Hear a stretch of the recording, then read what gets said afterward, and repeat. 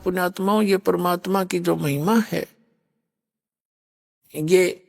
यह परमात्मा की जो महिमा दूर तक असर करे है। ये चींटी, हाथी, इन सब जीव जंतुओं पर भी इसका प्रभाव होता है।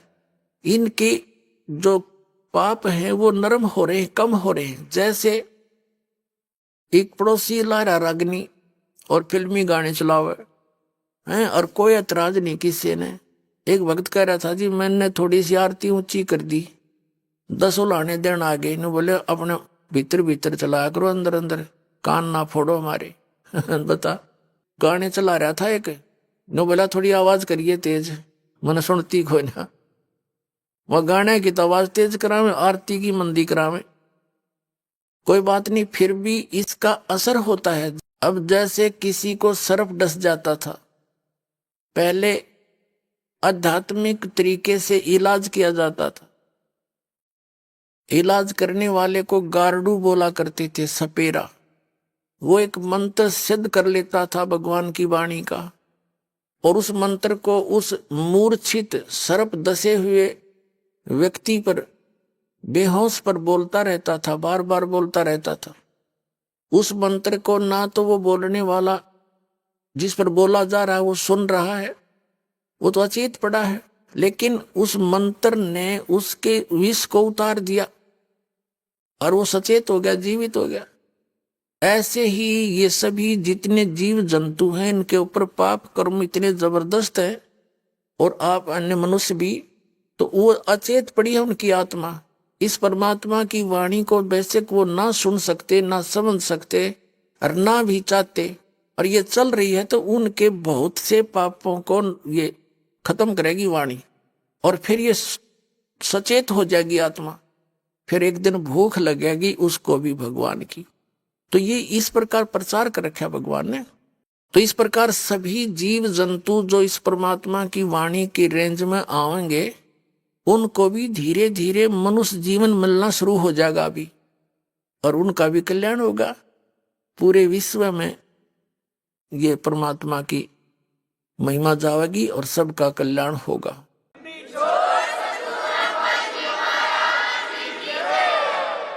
एक यज्ञ है धर्म की, यहाँ पर जो धर्म किया जाता है, भंडारा चलता है, सेट बनाए जाते हैं आपके लिए, ये रजाई सेवा, रजाई तैयार की गई है बच्चों के पैसे से, तो आपके ही पैसों से। तो ये पुण्य हो रहा है आपका। दुखी आत्मा आते हैं, क्योंकि वो परमात्मा के बच्चे हैं, वो घनी पुण्यकर्मी प्राणी है जो सतलोक आश्रम के अंदर जिनके कदम टिकते हैं। जनसाधारण नहीं है वो, हमें मालूम, आपको तो पता नहीं। चाहे किसी भी कारण से आते हैं, कोई परमात्मा पाने आता है या कोई संकट निवारण के लिए आता है, वो बहुत पुण्यकर्मी प्राणी है। ना देश भरा, ये पूरा हरियाणा रहा, यहाँ से कितने आते हैं और कहाँ से आप आ रहे हो। आप उस परमात्मा के लाडले बच्चे हो, और ये भी उसी के बच्चे, लेकिन ये अभी अचेत हैं। यहाँ ये परमात्मा की वाणी टीवियों के माध्यम से, अपने मोबाइलों के माध्यम से चल रही है, तो ये भी सचेत हो जाएंगे एक दिन। इनको भी आना पड़ेगा यहाँ पर, सभी को जरूरत है भगवान की। और एक यज्ञ है धर्म की, दूसरी यज्ञ है ध्यान। ध्यान कोई ये हठ योग नहीं है संतों का, सहज समाधि है। जैसे आप सत्संग में आने की नियत करते हो, काल ने 36 पंगे पा रखे आपकी जान ने, किसी की तो सासू लड़े, किसी का ससुरा धमकावे, किसी का बेटा करड़ा हो जा कि जाओगे तीसरे दिन झोला उठा के, कोई बेटा चाहता तो पिताजी आंट लगावे, क्या माँ धमकावे। तो उसके लिए आप पहले ही कई दिन पहले ऐसा माहौल बनाने की चेष्टा करते हो, घना तक काम करोगे हैं, सारे काम न करके न सोचो चलते समय कोई ना कर दे, तो वो जो कुछ भी आपका चिंतन है वो ध्यान है, वो परमात्मा के शुभ संस्कारों में आपका लिखा जाएगा। और एक फिर यहाँ आते हो तो मालिक के सिवा दूसरी बात नहीं। ठीक है, कोई रिश्तेदार मिलता है तो 2 मिनट राम रमी होती है, उसके बाद फिर परमात्मा की चर्चा है, कोई दुख बता रहा है, कोई सुख बता रहा है, तो ये सब ध्यान में ही आती है परमात्मा की चर्चा में। तो उसका ध्यान रहता है यहाँ आने के बाद, और सारी टेंशन दूर हो जाती हैं, और यहाँ परमात्मा का जिक्र चलता है। तो दिस इज मेडिटेशन। मेडिटेशन क्या होता है? सहज समाधि है। ये हठ योग नोट मेडिटेशन, ये तो बकवाद है संतों के मार्ग में। इससे तो सिद्धि विद्धि आ जाती है और उससे फिर अपना जीवन नाश होता है। अब जैसे किसी को कोई टेंशन हो जाती है और रह रह कर उसका दिमाग वहीं जाकर टिक जाता है, तो वो मेडिटेशन कर रहा है, उसका वो मेडिटेशन हो रहा है, उसका वो सहज समाधि है। तो इसी प्रकार जब परमात्मा में आपका ऐसे बुद्धि टिकेगी, रह रहकर वहीं आकर सेट होने लग जाएगी, तो वो आपका मेडिटेशन है, वो है ध्यान यज्ञ। तो परमात्मा की लीलाओं से परिचित, फिर यहाँ के दुखों से परिचित प्राणी फिर रह रहकर मालिक को याद करेगा, रह रहकर उसकी कसक उठेंगी, तो वो ध्यान है। फिर तीसरी यज्ञ है हवन की। यहाँ पर जितने भी पाठ रखे जाते हैं, प्रत्येक की अलग से ज्योति जलाई जाती है। इस वजह से 500 पाठ हो गए एक महीने में, तो 500 किलो घी यानी 5 क्विंटल घी का हवन किया जाता है। हवन की विधि सिंपलेस्ट है और यही है अंतिम। वेदों में भी ज्योति यज्ञ का ही प्रमाण है। रुई की छोटी सी ज्योति बनाते हैं, उसको जला देते हैं, उसमें 2.5-3 किलो घी डाल दिया जाता है। 3 दिन में इतने सी रुई से 1-2.5-3 किलो घी सवा हो जाता है। ऐसे ही 5, 7, 10, 20 वो लगा करके हम 5 क्विंटल घी को हवन कर देते हैं। उसमें कार्बन डाइऑक्साइड तो ही मेरे ख्याल में 20 ग्राम रुई जलने की, और जो ये हवन हो गया 5 क्विंटल घी का।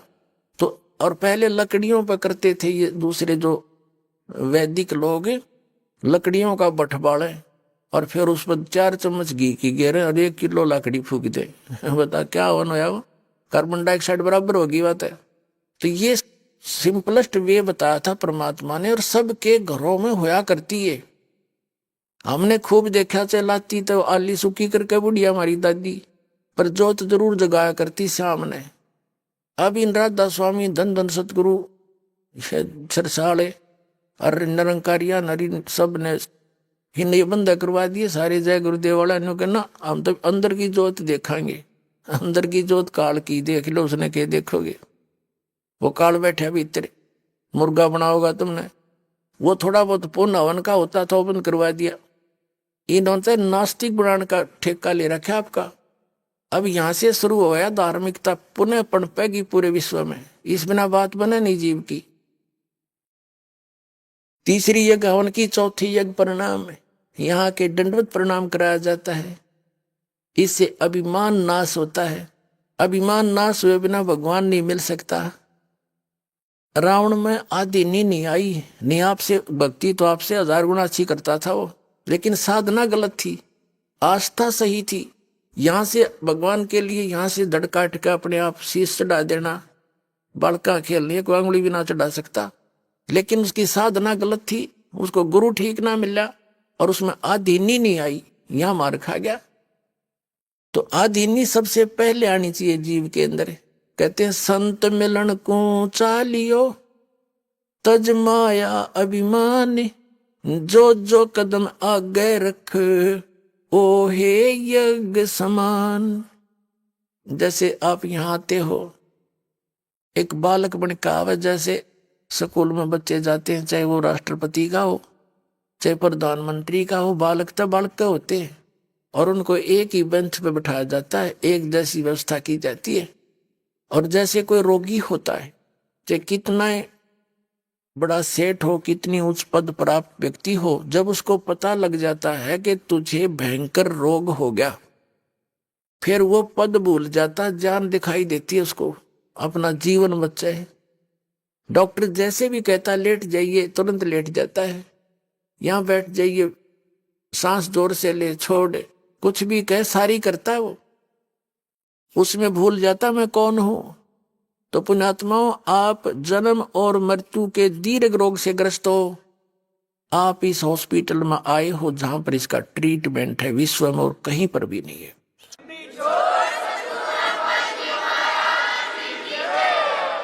तो इसके लिए आप जी ऐसे आइएगा तो लाभ होगा।